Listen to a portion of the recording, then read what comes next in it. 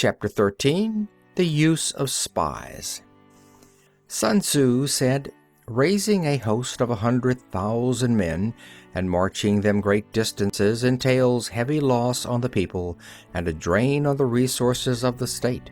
The daily expenditure will amount to 1,000 ounces of silver. There will be commotion at home and abroad, and men will drop down exhausted on the highways. As many as 700,000 families will be impeded in their labor. Hostile armies may face each other for years, striving for victory which is decided in a single day.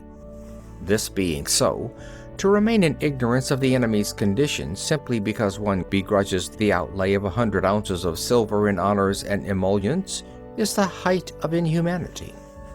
One who acts thus is no leader of men, no present help to his sovereign, no master of victory. Thus, what enables the wise sovereign and the good general to strike and conquer and achieve things beyond the reach of ordinary men is foreknowledge. Now, this foreknowledge cannot be elicited from spirits. It cannot be obtained inductively from experience, nor by any deductive calculation. Knowledge of the enemy's dispositions can only be obtained from other men. Hence the use of spies, of whom there are 5 classes. 1. Local spies. 2. Inward spies. 3. Converted spies. 4. Doomed spies.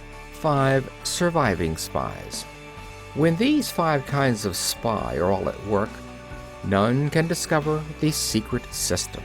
This is called divine manipulation of the threads. It is the sovereign's most precious faculty. Having local spies means employing the services of the inhabitants of a district. Having inward spies, making use of officials of the enemy. Having converted spies, getting hold of the enemy's spies and using them for our purposes. Having doomed spies, doing certain things openly for purposes of deception, and allowing our spies to know of them and report them to the enemy. Surviving spies, finally, are those who bring back news from the enemy's camp. Hence it is that none in the whole army are more intimate relations to be maintained than with spies. None should be more liberally rewarded. In no other business should greater secrecy be preserved. Spies cannot be usefully employed without certain intuitive sagacity. They cannot be properly managed without benevolence and straightforwardness. Without subtle ingenuity of mind, one cannot make certain of the truth of their reports. Be subtle, and use your spies for every kind of business. If a secret piece of news is divulged by a spy before the time is ripe, he must be put to death together with the man to whom the secret was told. Whenever the object be to crush an army, to storm a city, or to assassinate an individual, it is always necessary to begin by finding out the names of the attendants, the aides de camp, and doorkeepers and sentries of the general in command. Our spies must be commissioned to ascertain these. The enemy spies who have come to spy on us must be sought out, tempted with bribes, led away, and comfortably housed. Thus they will become converted spies and available for our service. It is through the information brought by the converted spy that we are able to acquire and employ local and inward spies. It is owing to his information, again, that we can cause the doomed spy to carry false tidings to the enemy. Lastly, it is by his information that the surviving spy can be used on appointed occasions.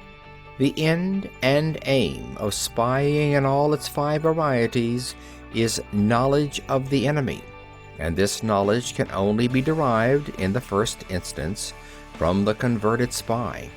Hence it is essential that the converted spy be treated with the utmost liberality. Of old, the rise of the Yin dynasty was due to I Ching, who had served under Hisha. Likewise, the rise of the Chu dynasty was due to Lu Ya, who had served under the Yin. Hence, it is only the enlightened ruler and the wise general who will use the highest intelligence of the army for purposes of spying, and thereby they achieve great results. Spies are the most important element in water because on them depends an army's ability to move. End of chapter 13. End of The Art of War by Sun Tzu, translated by Lionel Giles.